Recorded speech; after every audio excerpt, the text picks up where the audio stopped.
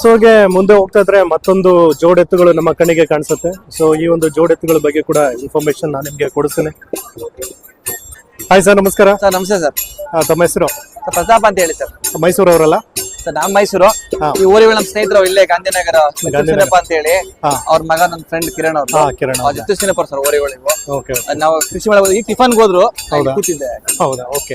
ಏನೆಲ್ಲಾಗಿದೆ sir ಇದಕ್ಕೆ? Sir ಕಡೆಯಲ್ಲ sir ಕಡೆಯಲ್ಲ. ಇದೇನ್ ಕೊಡುವಂತದ ಇಲ್ಲ ಸರ್? ಇಲ್ಲಿ ಅವ್ರು ಕೊಡ್ತಾ ಇರ್ತಾರೆ.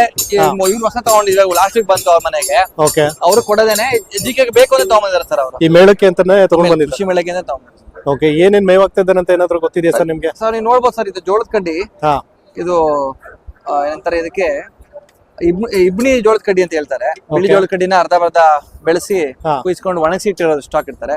ಮತ್ತೆ ಇದ್ ಕೊಡ್ತಾರೆ, ಏನು ರಾಗಿ ಹುಲ್ಲು, ನೆಲ್ಲು.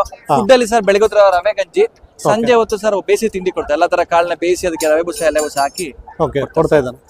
ಓಕೆ ಸರ್, ಇದು ಕೆಲಸ ಎತ್ತುಗಳು ತಾನೆ? ಹ್ಞೂ ಸರ್, ಕೆಲಸ ಮಾಡಿದ್ರೆ ಸರ್. ಕೆಲಸ ಮಾಡಿ ಒಂದೆರಡು ತಿಂಗಳಿಂದ ರೆಸ್ಟ್ ಕೊಟ್ಟಿದ್ದಾರೆ. ಈಗ ನೆಕ್ಸ್ಟ್ ಜಾತ್ರೆಗೆ ಹಾಕೋಕೆ ಸರ್ ಅವ್ರು ಮುಡ್ತಾರೆ, ಎಲ್ಲ ಮಾಡ್ತಾರೆ. ಬೇಬಿ ಮುಡ್ತಾರೆ, ಸೀಳಿ ಎಲ್ಲ ತಗೊಂಡ್ ಸಾಕ್ತಾರೆ ಸರ್. ತಗೊಂಡ್ ಸಾಕ್ತಾರೆ ಸರ್. ಅಕಸ್ಮಾತ್ ಕೊಡುವಂತದ್ದು ಇದ್ರೆ ಏನ್ ರೇಟ್ ಹೇಳ್ತಾ ಇರ್ಬೋದು ಸರ್ ಅವರು?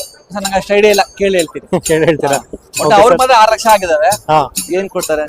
Okay, fine sir. ತಮ್ಮ ಫೋನ್ ನಂಬರ್ ಹೇಳ್ತೀರಾ? ಸರ್ ನಮ್ದೆಲ್ಲ ಅವ್ರದ್ದು ಹೇಳ. ನಿಮ್ದೇ ಹೇಳಿ. 9844466355. Okay, thank you sir.